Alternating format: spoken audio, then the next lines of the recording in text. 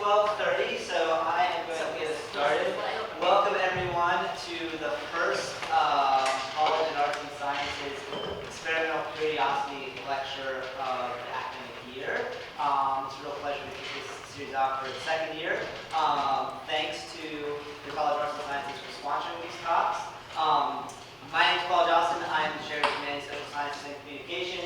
And as you can see from our master schedule, one of the unique aspects of this series is that each of our departments in the college sponsors a different talk every month. So we actually already have the dates for the entire year set up, which leads me to ask you to mark your calendars for our next talk, which means, I changed the flight, sorry. The date and time is there, it's messed up on the font. So, it is October 17th at 12:30. Dr. Justin Dietrich, who is a graduate of our LSU chemistry program, and is now a principal research scientist in the fragment-based drug discovery chemistry group at AbbVie, which is a pharmaceutical company in Chicago. So, yeah, apologies, my got messed up, but on October 17th, same bat time, same bat place, same bat pizza, you can come here and have lunch and enjoy a talk from one of our colleagues in natural sciences. It's my great pleasure to introduce today's speaker, Dr. Vivian. And I'm going to give a briefer than normal introduction because I could say many great things about Vivian, but I know that she's going to be talking about her scholarly background as part of her talk. So for now, I'm just going to keep it short and simple. So Dr. Cal is Associate Professor of English and Associate Chair in the Department of Humanities, Social Sciences, and Communication here at LSU. She earned her PhD in Literatures in English from Rutgers University in 2015. And here she teaches courses in first-year composition, literature, and film studies.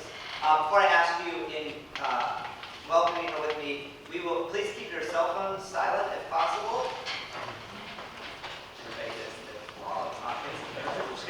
And then we will have Q&A afterwards, and Dr. Cal will be monitoring that as well. So please make your questions. She'll be answering them for you. For now, join me in welcoming Dr. Cal. All right, thank you so much, Dr. Johnson. So yes, thank you to Paul, thank you to the Humanities Department and to the College of Arts and Sciences for inviting me to share these thoughts with you today. Thank you all for being here, and thank you especially to the students. I love that the students come to this event, so thank you so much. All right, so the title of my talk today is The Empire Walks, the Scholarly Monograph as an Experiment in Curiosity. And I'd like to begin with a couple of propositions or thesis statements. Those of you who have taken composition with me know that I love a good thesis statement. So I have two for you. Actually, this would not work in a paper. Don't do this in a paper, but I have two for you today.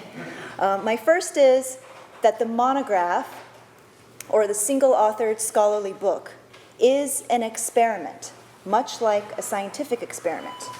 It has similar attributes or components as a scientific experiment. For instance, it has a research question, or I always like to begin with a research question, followed by a hypothesis or a working thesis. It utilizes methods to collect and analyze data, and it draws conclusions. So for me, the monograph is one form a scientific experiment can take.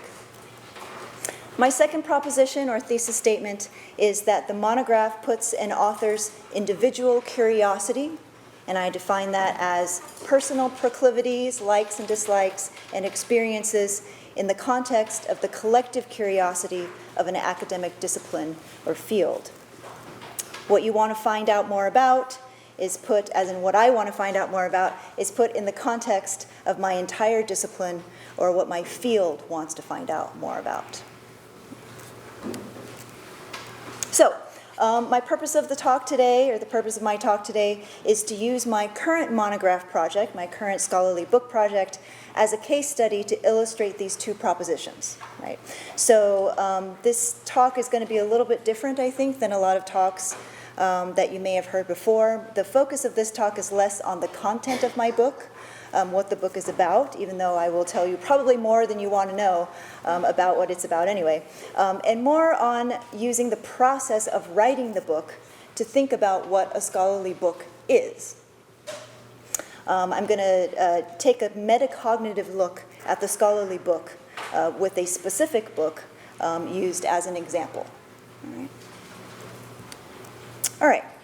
So, if the monograph puts an author's individual curiosity in the context of the collective curiosity of an academic discipline or field, then I think it would be helpful to start by talking about my individual curiosity.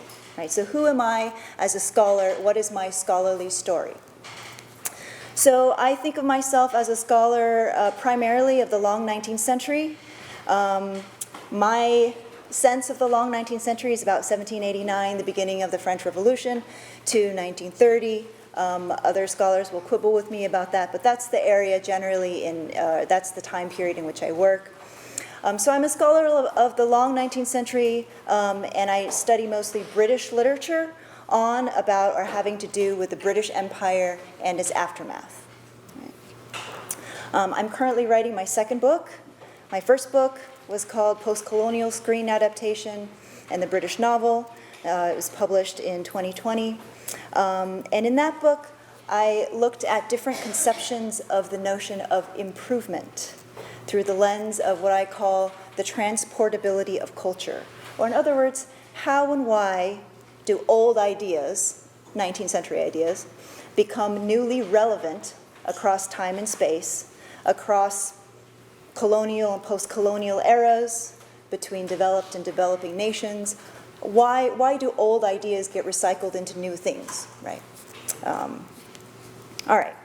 So generally speaking, then, my scholarly interests are at the intersection between narrative form, so how fiction does the work that it does, and different conceptions of what it means to be modern, what it means to progress, what it means to be developed and improved rather than undeveloped or developing and unimproved, gender, space, place, and landscape. Right? So that's sort of generally what I'm interested in.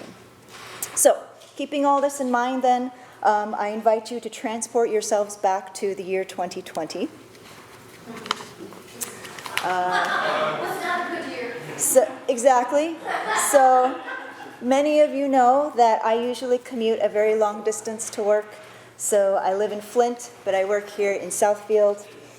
Driving has become a usual part of my life, a mainstay. But in the spring and fall of 2020, we were in the worst days of the pandemic. We had transitioned to online teaching for a couple of semesters. And suddenly I found that I wasn't really driving at all, right? There was nowhere to go, right? I was at home all the time. Everything was closed. Unfortunately, no one else in my house had anywhere to go either. I was constantly occupied by my kids. My youngest kid was only 2 years old, so he needed constant attention. The older one was in 3rd grade. He needed also constant attention. My husband is also a professor, so he and I were fighting for quiet space and bandwidth to conduct our classes. We were consistently banishing each other to different corners of the house. We have no family around to help, so I needed to get out of the house. Right? So, like a lot of people, I started walking a lot. I'd always liked to walk. I grew up in Washington State near Mount Rainier. I grew up sort of hiking those trails, walking the coast in all kinds of weather. So I started making walking around my neighborhood part of my daily routine. So this is a map of my neighborhood in Flint. This is the College Cultural Neighborhood. So the neighborhood actually has a website. I'm so impressed. So the blue X, if you can see the blue X, is right about where my house is. So I walk all over the neighborhood, right? From the creek, almost to Dort Highway, from Robert T. North to 69, sometimes circling the neighborhood, sometimes going down every little side street, right? Finding new combinations of streets. So eventually, because I am someone who studies literature and for whom literary matters are always in the back of my mind, I thought, now that I think of it, there have been a lot of writers who famously had a particular love of walking. And not only that, but many of them wrote about how much they loved walking. So after a few quick searches on Google Scholar, Amazon, and just thinking back to the texts that I've encountered in my own reading, I came up with a list of at least a couple dozen books in which walking plays a very prominent part. And these are among the most famous, and they all happen to have nice covers, so I put them here. Rousseau wrote about how writing helped him to think, and he loved walking alone and contemplating things as he walked. He associated walking with the countryside, never with the city, just like Thoreau and Wordsworth. So Thoreau's up there, Wordsworth is here. Thoreau also preached about getting back to nature and the harms of modern technology and how walking helped with that. Wordsworth associated walking with one particular place, the Lakes District in rural England. Wordsworth walked, in addition to writing hundreds of poems, he also walked 10 to 15 miles every day in like nicer clothes than most people wear today, right? Like no Gore-Tex, no, just hat, jacket. So the four other authors whose book covers appear here associated walking specifically with the city. So Charles Dickens, who wrote Night Walks, famously said that if he didn't walk fast and far, he would explode. Baudelaire and Benjamin wrote copiously about strolling through Paris, and Virginia Woolf wrote about walking in London.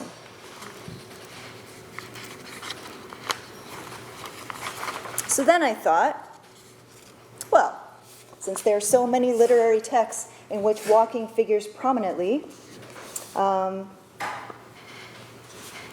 about scholarly books? Right? Are there any scholarly books? Are there any people like me who are also interested in the phenomenon of walking in literary texts?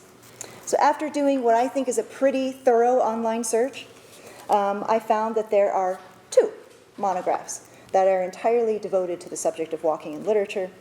The first one, Walking Literature and English Culture, this one right here was published in 1993, and probably about 50% of it is devoted to Wordsworth.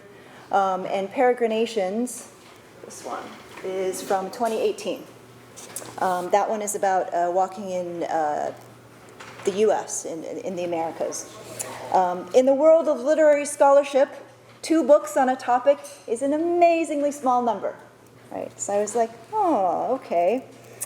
Plus, both of these books focus on walking through England and through American landscapes. Right?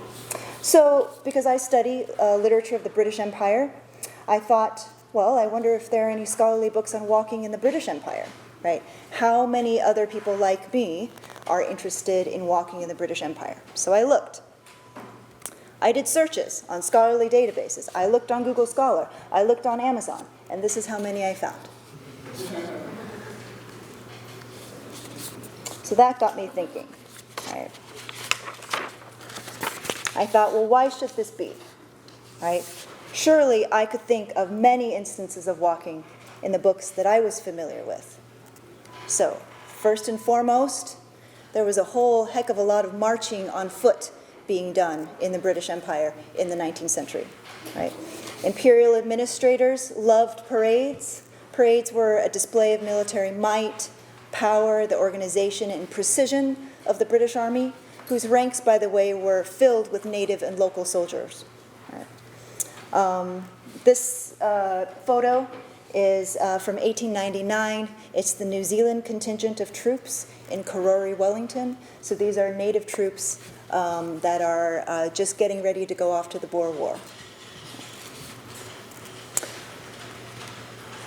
There are also expeditions to discover lands, especially in the interior of some of the places that the British wanted to get to extract resources or establish trading partnerships. Right?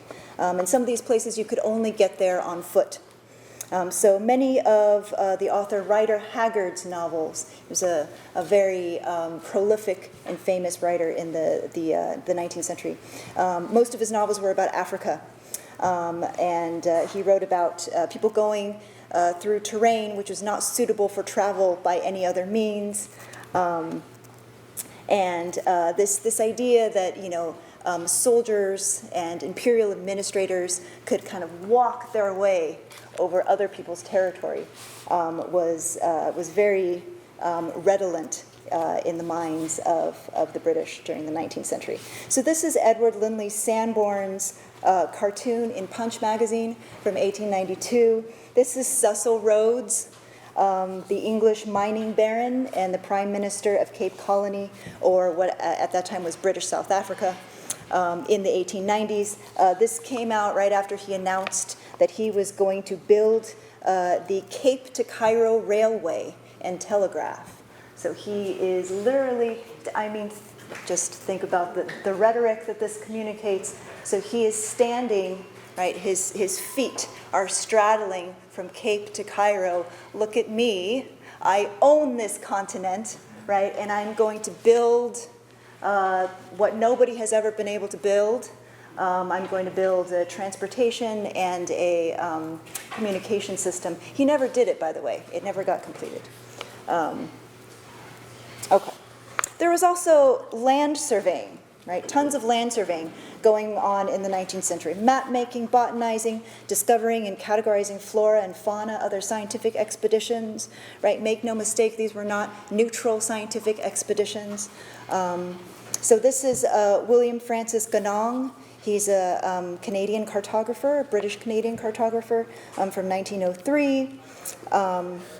And here he is mapping the coastline of New Brunswick. There was also tons of tourism, tons of international tourism going on in the 19th century. Guidebooks were written by famous travelers for tourists and armchair travelers back in the UK. This is one of the Murray's handbooks.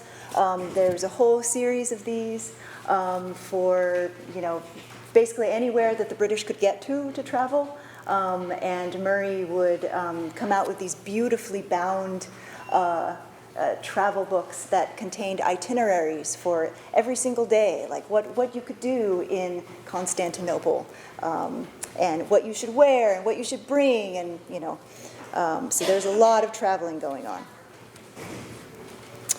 And finally, there were travelers who wanted to get a sense of how real people lived away from the tourist routes, i.e. amateur anthropologists. And often getting to places off the beaten track required going places with no roads. So again, walking was the only way to get around. This is a drawing by somebody that I look at in this book called Isabella Bird. And she went to Japan about 10 years after the Meiji period started, so really the very beginning of modern Japan. And she made these sketches of how you get around in modern Japan. And one of the main ways is that you have man carts. Literally, instead of horse-drawn carts, man-drawn carts. So this is a form of pedestrian travel that was very, very popular in the first years of modern Japan. So, anyway, with all these instances of walking occurring in these books I knew about, why had my field not produced any collective knowledge about it, right? How strange. So, basically this whole personal experience, my thought process that I just took you through across the last several slides boils down to this. My individual experience of walking in my time and place, COVID, trapped in the house, mom, walkable neighborhood, plus my individual curiosity about the 19th century British Empire, plus my discovery of a whole in the collective curiosity of my discipline and my field on walking in the 19th century British Empire. All these three things kind of come together and became my primary research question, which was, is walking meaningful in 19th century literature of the British Empire? And then some subsequent questions. Who walked and under what conditions? What did walking allow them to do that other forms of transportation did not allow them to do? Did walking matter to the larger questions surrounding the empire and the literature produced in and around it, the questions that I've always been interested in: narrative form, modernity, progress, improvement, development, gender, etc. So, as a preliminary answer to my research question, I, like any scientist, right, engaging in the experimental method, I generated a hypothesis. Not a great hypothesis, but a hypothesis nonetheless. My hypothesis was yes. Walking is meaningful in 19th century literature of the British Empire. I wasn't exactly sure how. I wasn't exactly sure who walked and under what conditions. I wasn't sure, right? But I thought that there was something there, right? And because I thought there was something there, I thought, well, I got to find out if there's something there. And how do I find out, right? I need to, again, like any other scientist, I need to collect data. So how do I do this? Well, what do scientists do when they collect data? First, they have to establish a data set. Right? So there was no way, and there is no way, I could read all of the books in my field. Right? My field is 19th and early 20th century British Empire literature. That amounts to hundreds, if not thousands, of not just books, but very long books. Right? They tended to write very long books during this time. So what I needed to do then was to identify the books that would probably be most worth my time and energy close reading. So for this step, I decided to turn to a very, very simple digital tool and an incredibly amazing human research assistant. Right. So I made a list of authors I was interested in. And the way that I did this was just due to my expertise, right? My past reading of them for other projects. In literary scholarship, you don't get to know your data set overnight. You don't get to know it over the course of a year. It's the result of years and years of reading, familiarizing yourself with the period, the genres that matter most to you, and the field. That's what expertise is. So I chose authors known for setting their works abroad and also wrote about those settings in evocative ways. I also did some searches on writers that I had never read before, but I had come across them from earlier projects. Then I made a list of all of their works that could be found digitized on Project Gutenberg. Right? And if you guys have never encountered it before, Project Gutenberg is a treasure trove of free digitized books in the public domain. There are over 70,000 now, and they're pretty good. There are errors, but they're really pretty good. So I highlighted in blue on the left here my entries for the author Somerset Maugham, who wrote in probably 1920s and 30s, and the titles of his books that Project Gutenberg has digitized. So that's what these are.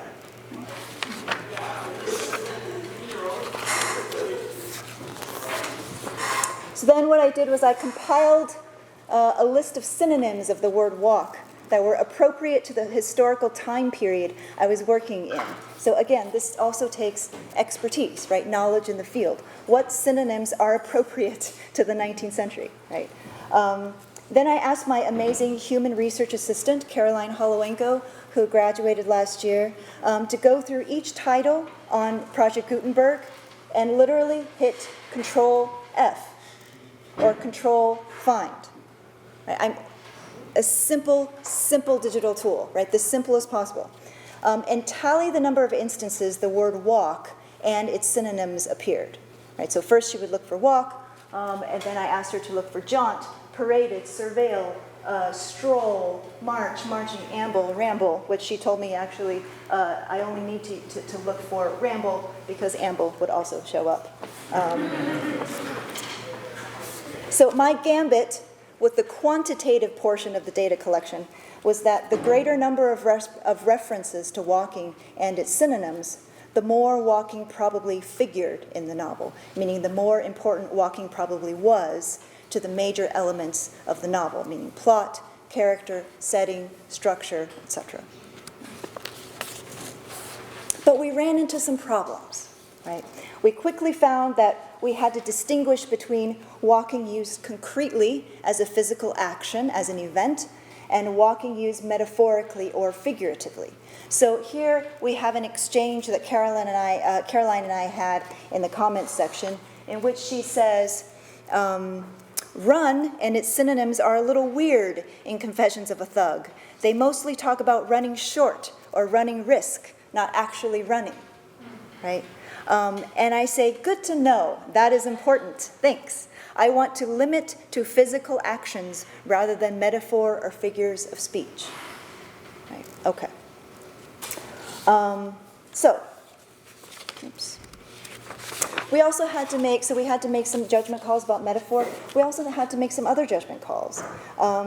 Here, Caroline says, we could revisit this, but for now I have not included when the author says, we walked at a good pace.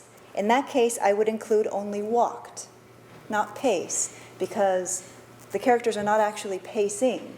They are walking at a good pace is simply a figure of speech, right? And I say, perfect. See, she's awesome. She's wonderful.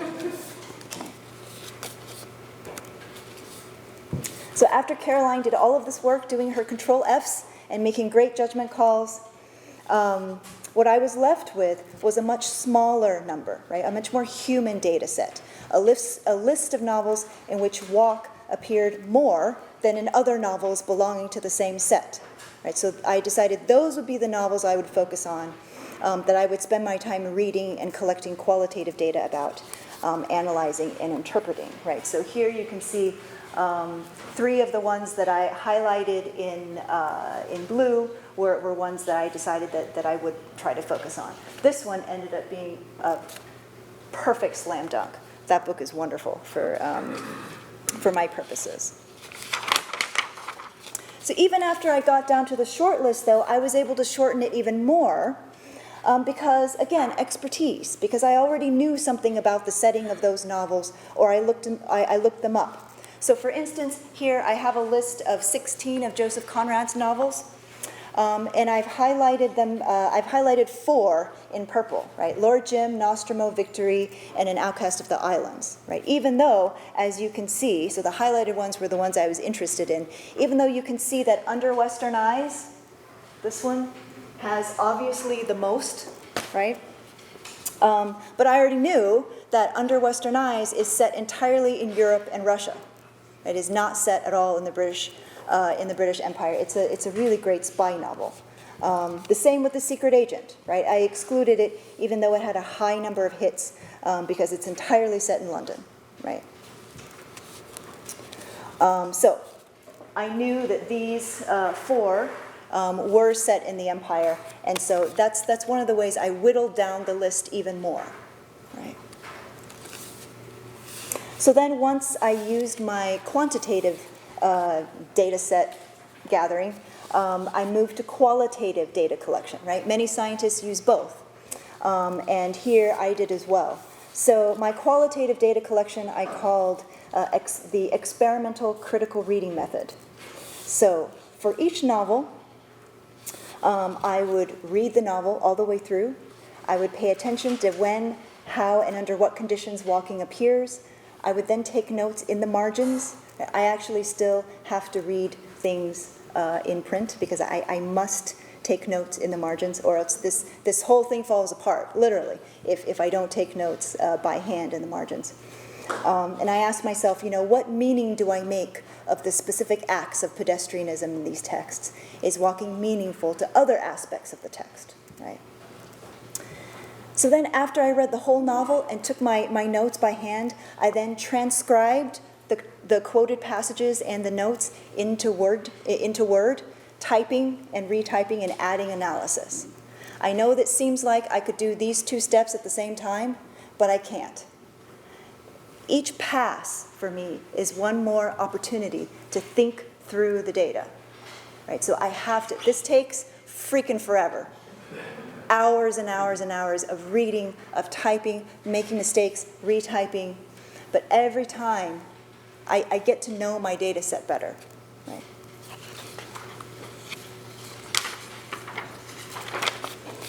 Then I read back through my quotes and my analysis, and I would look for patterns and logical groupings of quotes, right? So this is after, I compile like a 50-page, 60-page, 100-page document full of quoted passages and my own notes.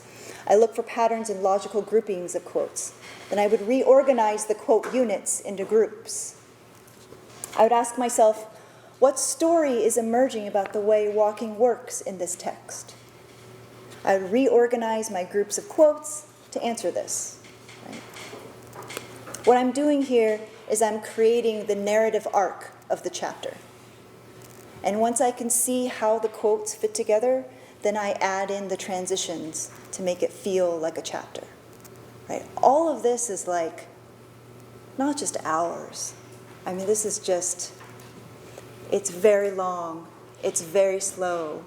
But if I even skip half of one of these steps, I'm telling you, the whole project falls apart. Right? It's extremely analog. But for me, this is all part of the method for how the writing gets done. So after I do these 6 steps, I basically have the first draft of a chapter. All right. So steps 1 through 6 give me a picture of what I want to say about these texts. But, as I said earlier, my curiosity has to be put in the context of the curiosity of my field, right, my discipline. So I have to look at what all the other scholars say. Right? Then I do a targeted secondary literature review. What articles are relevant to what I want to say? I take my notes, I add them to my draft. Right? Then finally, I think about what larger theoretical, historical, or topical frameworks does it make sense for me to provide for my chapter? What larger conversation does it participate in? Right? How do I answer the so what question? I add that to the draft. It's like a month later, right? Now I have maybe 2 months, maybe 3 months. Now I have the second draft. So, at this point in my work, I can say that I've worked up through about step 6 for the first 4 chapters, and step 3 for the other 2 chapters.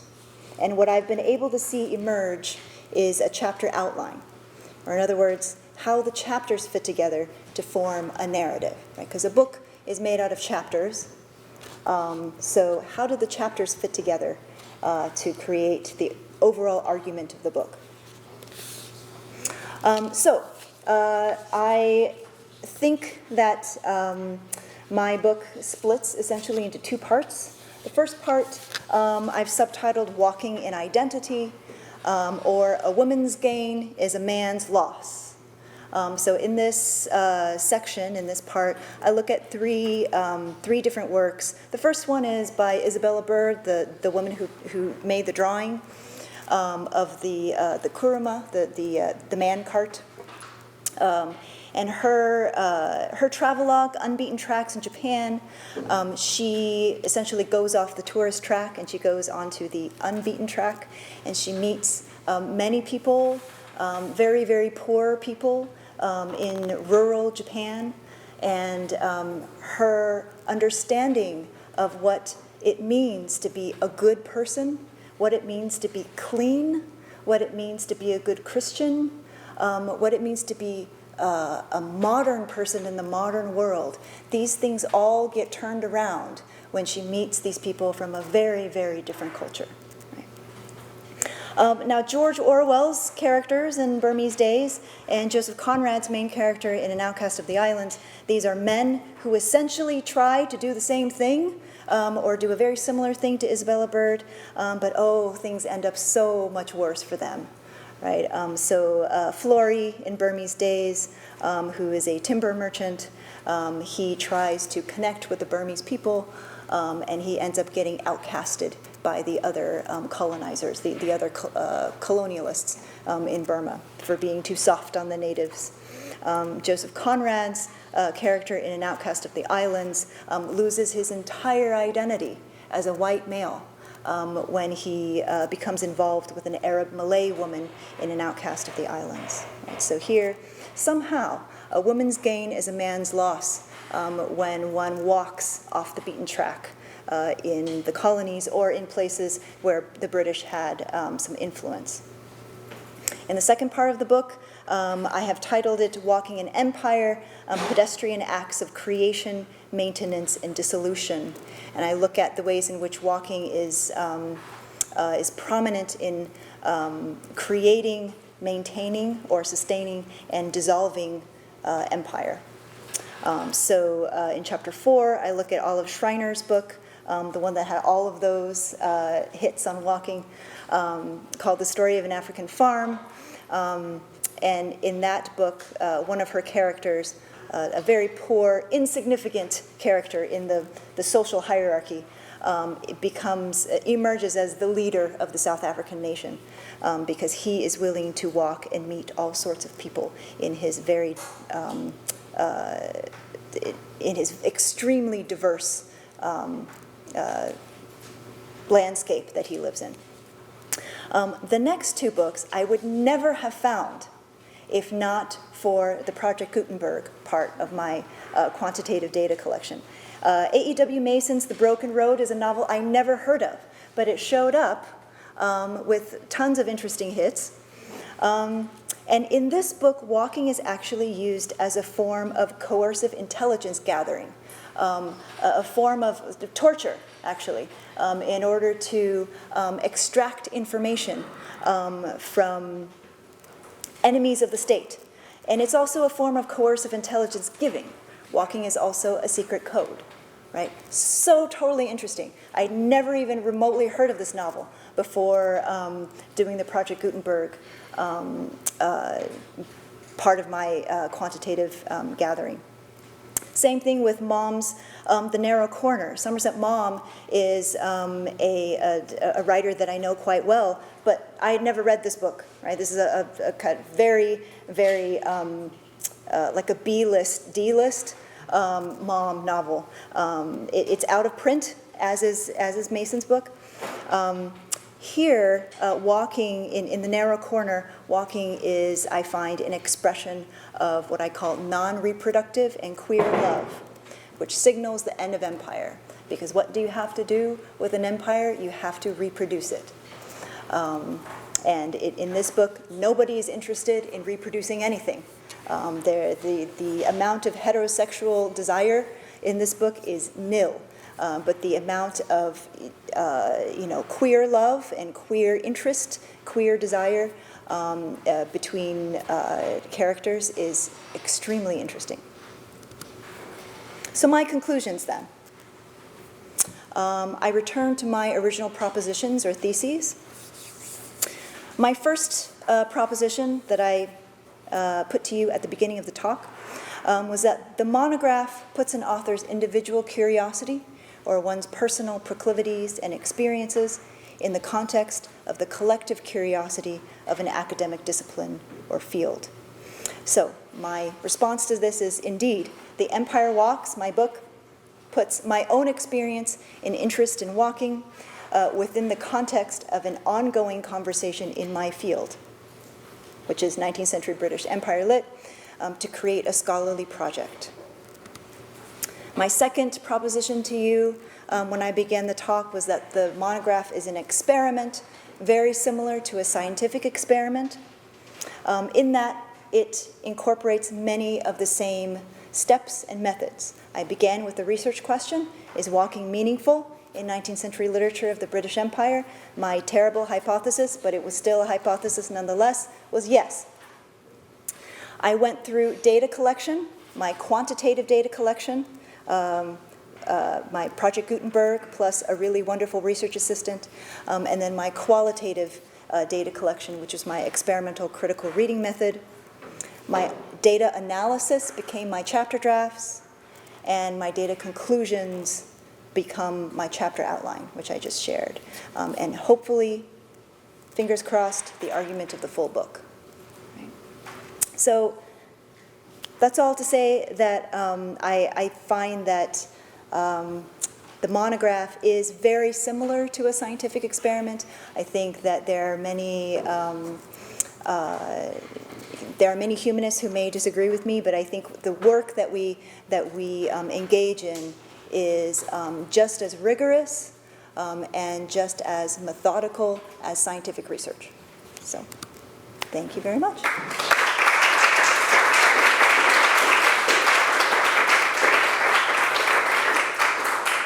So I would love to have your questions.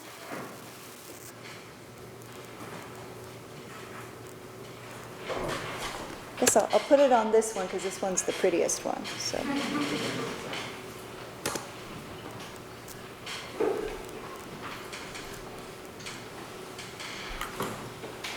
Yes, Franco. Thank you, Vivian. It was really interesting. My question is about the methods. What we, in my field, I don't know in other fields, so they taught us to do a thing, which is to try to be always, to try to kill your hypothesis, right? So there are epistemologies like Popper that says that you have to try really to find all the problems that you have, right? So you don't have to have a confirmatory kind of approach towards your ideas, but actually something that goes against it, right? Yes. So now, a part that I really found this process very interesting, and what I'm going to say is not related to lack of methodology or lack of rigor at all. You know me, I really don't think any of this. But still, so when you take a method to select materials from, so two main things. So let's go to the core. So you say, yes, I do find that in the empire literature, there is a very strong interest in walking. Yes. With my methods, I would say that I can say that only if I have a comparative group in which is not empire literature, to see that there is much more occurrences in this field, that in this period of literature than in another one, or in another region of the world, for example. Yeah. Yeah. And this is the first thing. The second is when you then select within the empire literature books, then you go and analyze that books. Yes. Also in this case, not in any comparison with others. Right.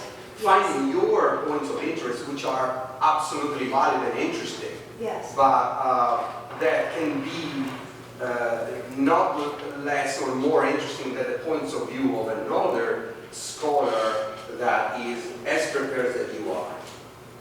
Mm-hmm. So now, my thing is not about the rigor, it's about calling it as an experiment in which you need by definition, actually we have a quasi-experiments, or actually descriptive research, right? So you need to have a comparison at different levels in order to support an hypothesis that can be comparable with a hard science experiment. Just this. This is really not a critique, it's just a terminology that can be difficult for certain audiences to digest. Yeah.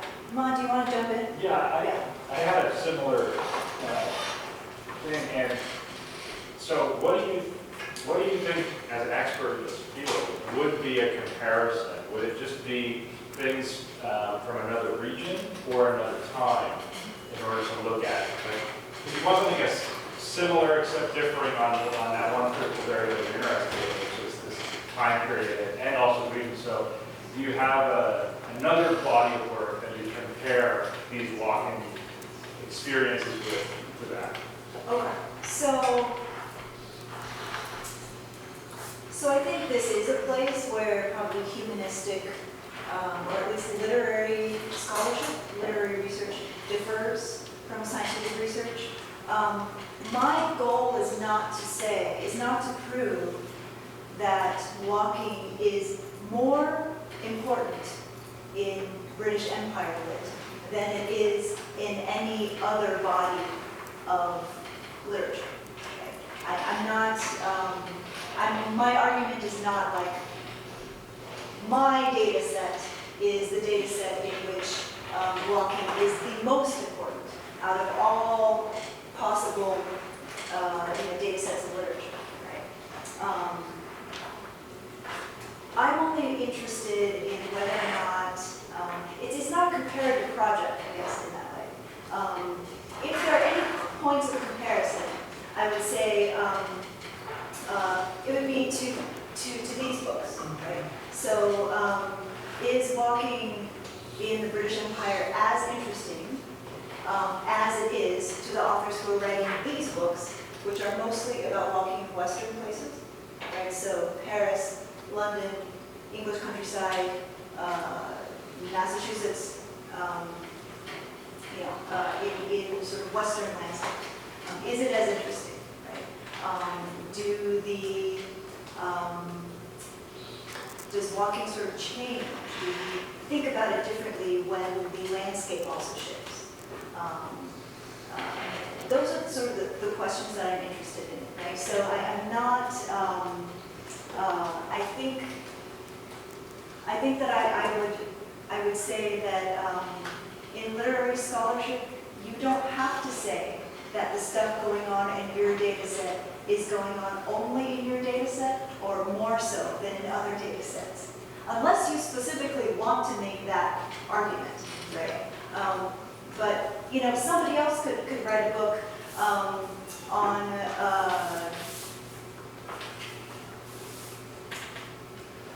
on walking in, let's see,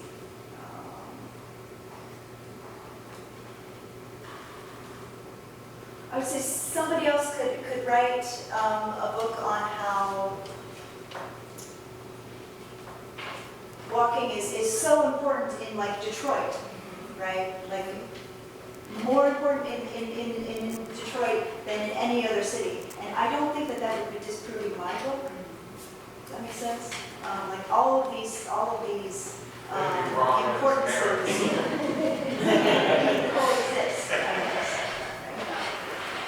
So yeah, Kareem, thanks for coming, by the way. I'm intrigued that with the fact that you separated it into identity and that. I saw 4 areas of walking that I think would apply to any culture, because the British Empire is a big culture. And the way you describe these things, there's personal, especially the woman in Japan and what she does. And I'm thinking that now that personal is for health reasons, that we do walking, or maybe personal that we have to walk our little children to school, that kind of thing. Then there's professional walkers who need to get to and from a place where there's no other transportation. Yes. Political, Yes. which is almost always adversarial, and you talked about that, and I thought, we'll just move from the 19th to the 20th century and death marches. Yeah. And then finally social, and of course Jane Austen comes to mind, and the Brontes and all of that. And I know that you don't really compare with it, but how has that evolved in the British Empire from, say, the 19th century to the 20th century? And so I'm just...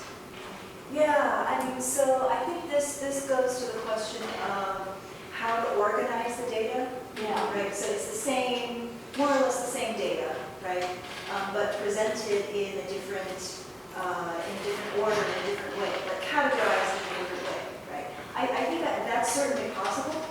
Somebody else writing another version of my book, or writing this book in my alternate universe, may organize it that way, right? And it would be a totally different book if they organized it that way. And I think they would get different analyses and different conclusions. And for me, that is the beauty of humanistic scholarship. Right, and that's what I think is the heart of this, is that the idea that with the same data, and I'm sure scientists would say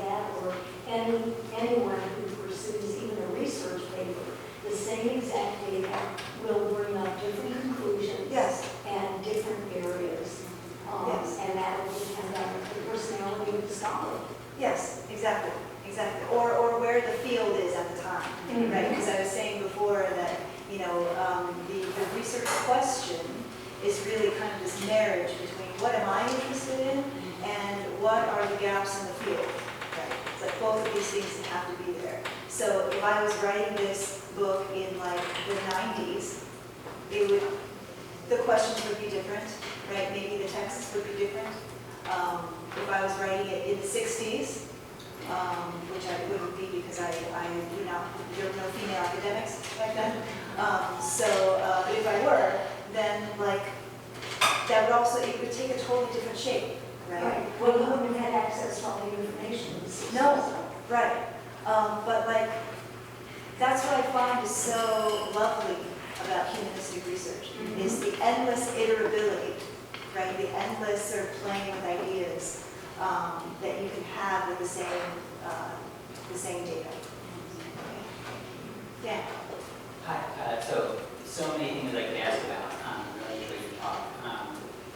One thing that comes to mind is you mentioned that there's this interplay between your personal intellectual interests and the interests of the field that you're a part of.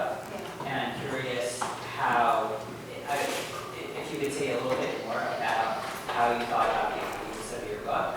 Yeah. In philosophy, we kind of imagine an audience that's maximally hostile, Yes. and is trying to shoot us down and smash us down and reject our papers. Yes. And I think literary people are probably nicer, but I'm curious, like, how that shaped your process. Yeah, no, that's a great question.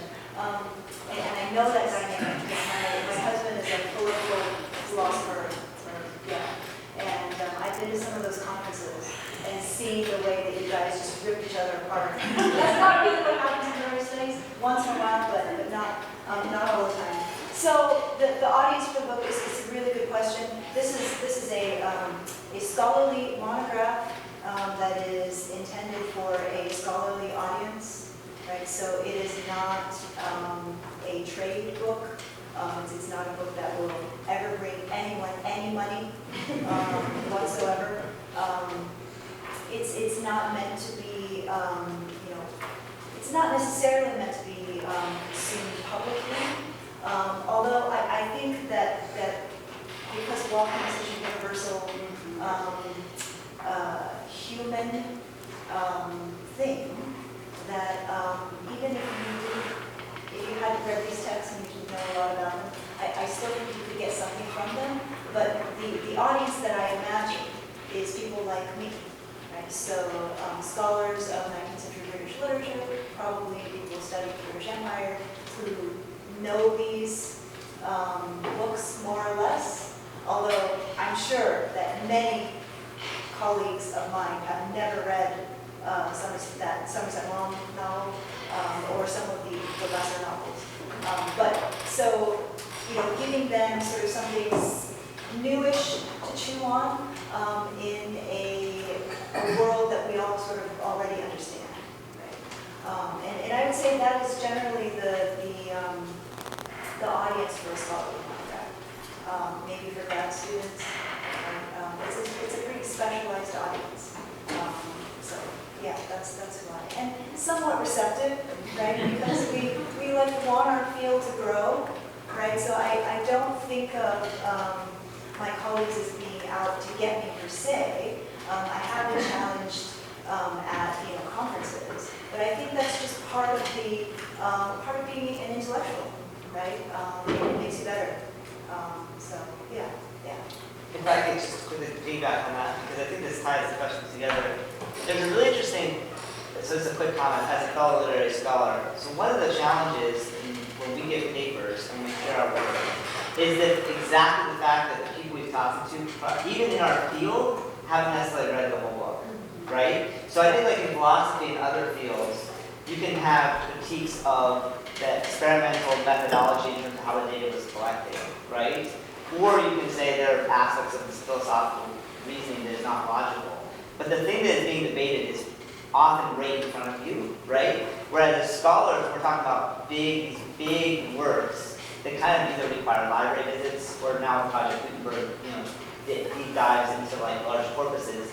It's interesting, the field can progress, but it's something like a little bit more hospitality and trust. Do you know what I mean? Because we just have to have. Now we can still be critical, right? And I could talk a lot about why Vivian's project is totally convincing to me as someone who's adjacent to her field, and also how I could critique it.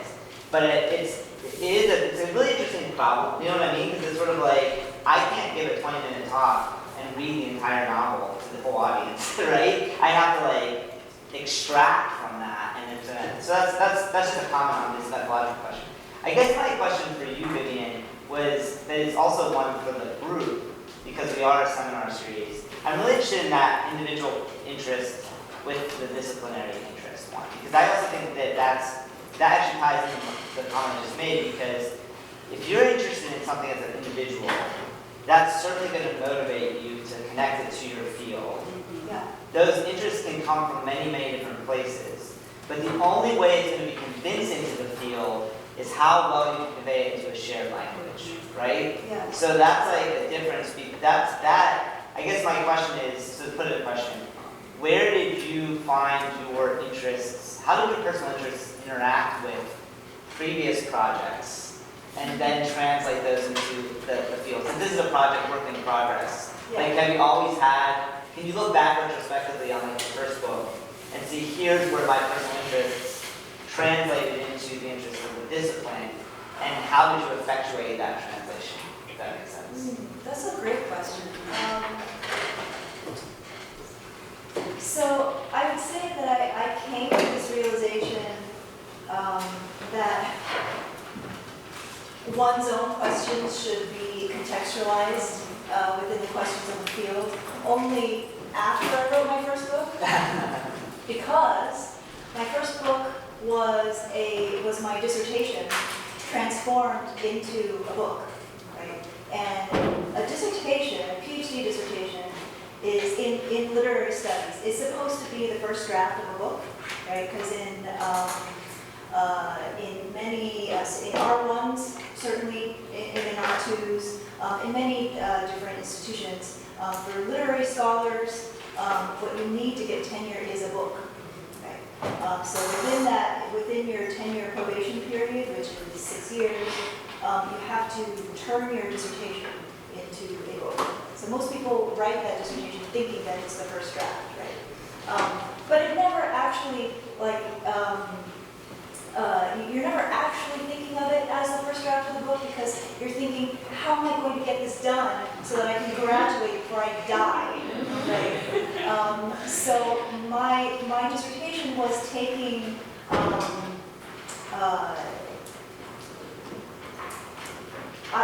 what I did with my dissertation is I took like a couple of my best papers that I wrote for my graduate courses, and those became the basis for like 2 of my chapters. And then I sort of built the book around that, right? Built the other chapters around that. What other chapters make sense in a book that has already these 2 chapters in it? And it has to have these 2 chapters in it, because I need to graduate before I die, right? And so that first book was very scattershot.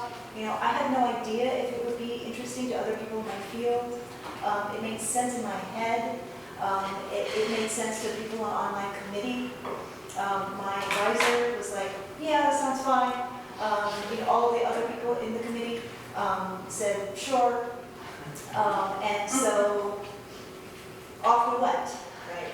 And it was only in the process of turning it from the dissertation to a book that I realized, man, I really wish I had done this differently. You know, I wish that I had started with an actual research question and then went out and found like the appropriate data set, right? And then, you know, spent my time kind of really fashioning the different parts of the book to work together so that it felt more like a whole, right? Even, you know, at the end, my first book, I think kind of feels like generally like a Frankenstein, right? I mean, it works, but I could see that it could have been so much better if I had done this, but I didn't have the luxury of doing this when I was a grad student. So this is sort of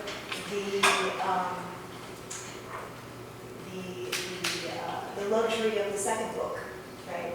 Is that now you get to sort of come into your own and establish questions in your own working method. And you don't have people saying, oh, it's time for that next draft, where's that next draft? You know, it's like my thing, right? So, yeah.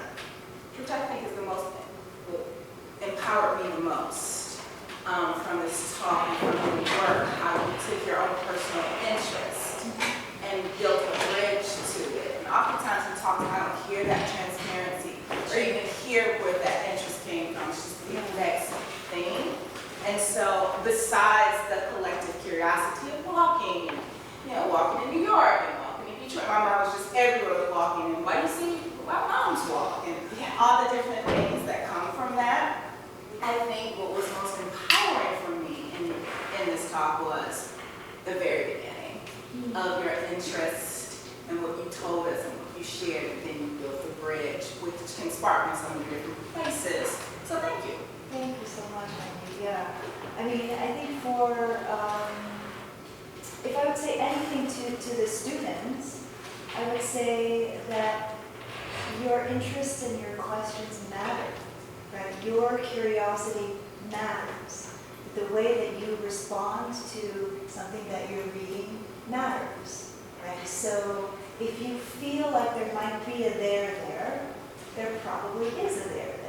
And just go with it, right? And that is how so much good work begins, that process of uncovering and finding out new things and discovery. It begins with, that little tug, right? And it doesn't have to be, some people say, well, does that get you into identity academics, right? Where you only care about, so I'm Asian American, so I have to work in Asian American literature because that's the thing, right, that I most identify with. I don't think so. That tug can be felt from any number of texts, right? I mean, I feel that tug with Wordsworth, right? I have no idea what it is to be what it's like to be a fairly rich white English man living in the 1800s, right? But when I read his poetry, I feel that tug, right? So it can happen. It can happen with texts that are about things that you have no idea about. Right? I work in historical texts. I don't really know what it's like to be a person in the time period that I study, but I feel that interest in that tug. Yeah, thanks. Other questions?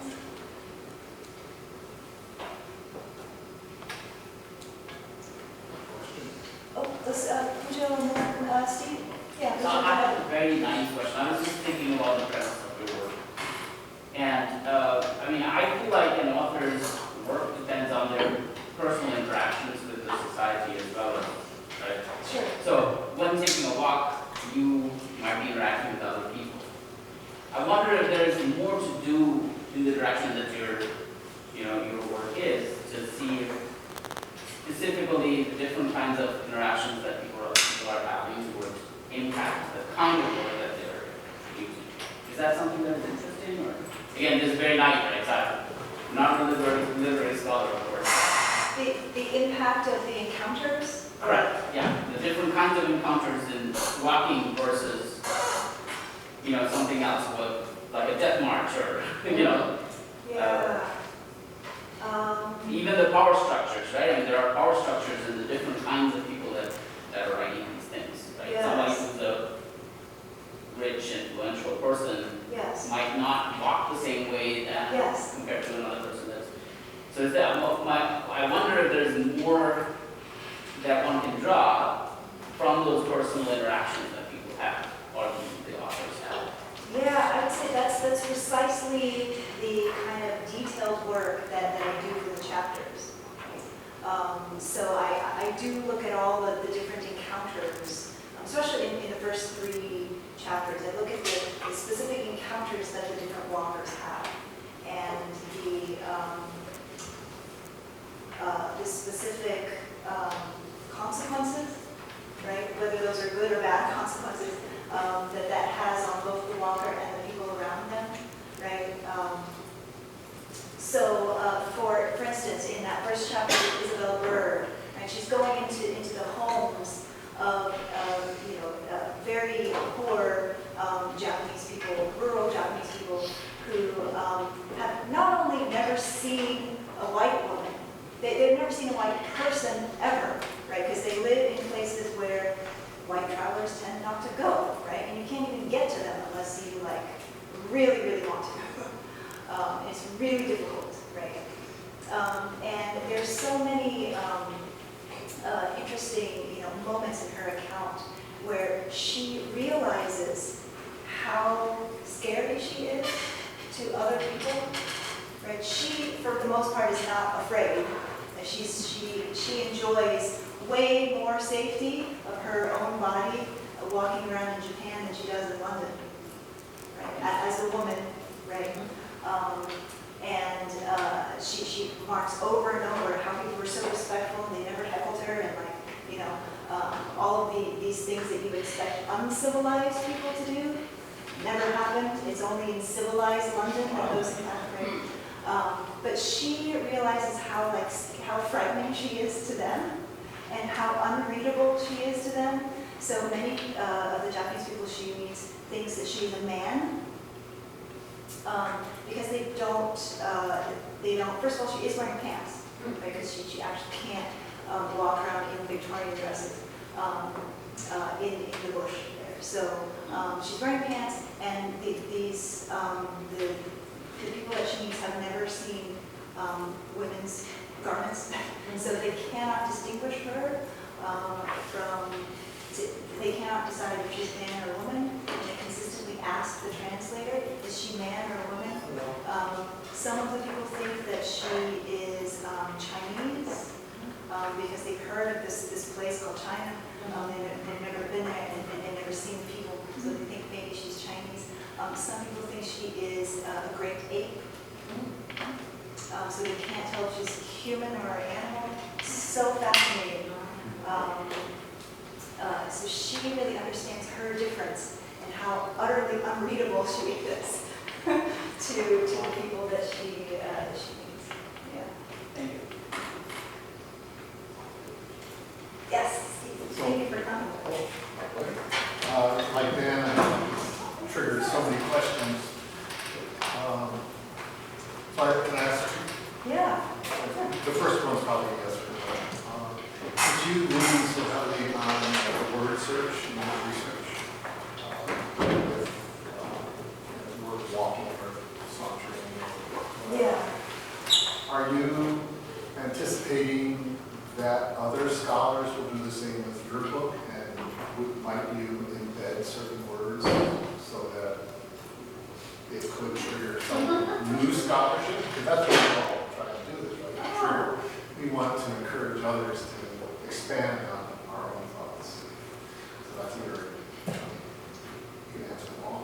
So I haven't thought about embedding particular words,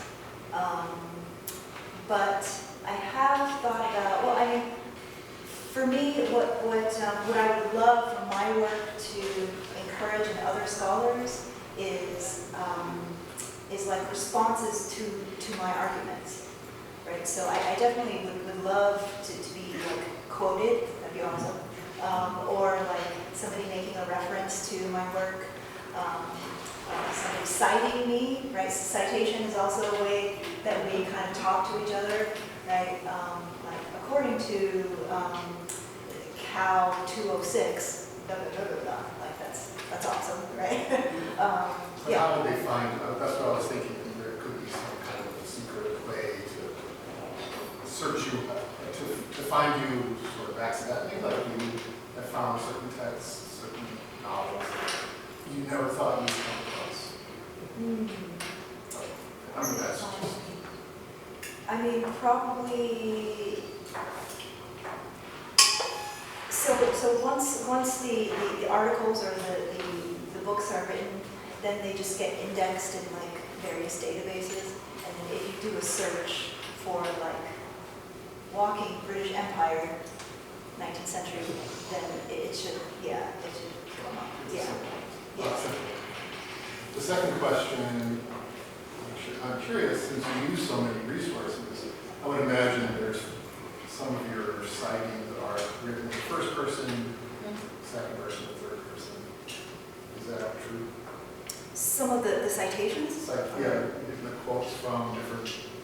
passages from books. I walked, I would imagine Jane Austen. Oh, yeah, yes, yeah, so like different like narrative points of view, Yeah. right, yeah. So Yeah, for sure. how do you organize that? How do you make sense?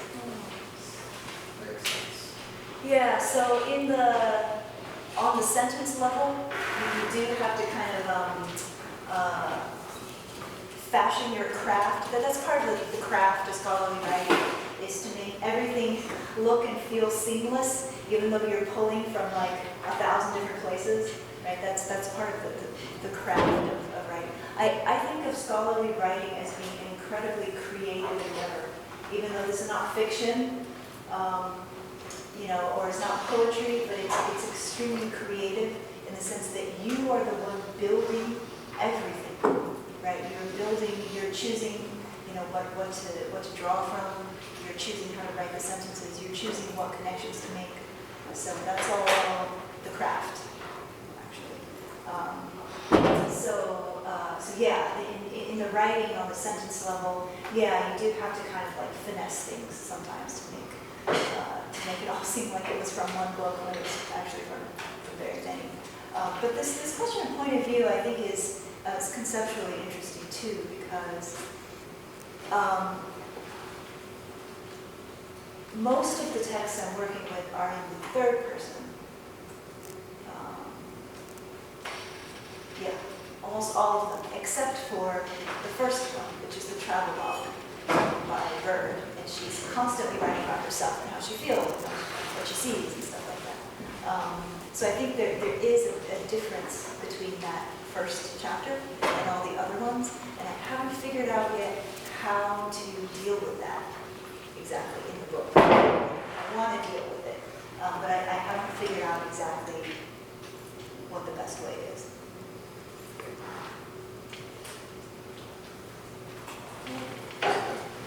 Question about walking itself in your work. The difference between walking, say, Rousseau does on this property, Yeah. familiar walking around, Wordsworth walking the countryside, Dickens walking a street or sidewalk. Yes. So sidewalks, streets lead us, predetermine our walk, Yes. right? Yeah. And our encounters. Yes. Soldiers march, they're Yes. being led, Yes. predetermined, as opposed to going through the jungle, stumbling upon people. Yes. So those various different forms of walking and types of walking and encounters. Yeah. And how does it vary in your work, and how do you parse that, if you do it all, in terms of the identities, or in terms of experiences, or more importantly, why it matters? Yeah.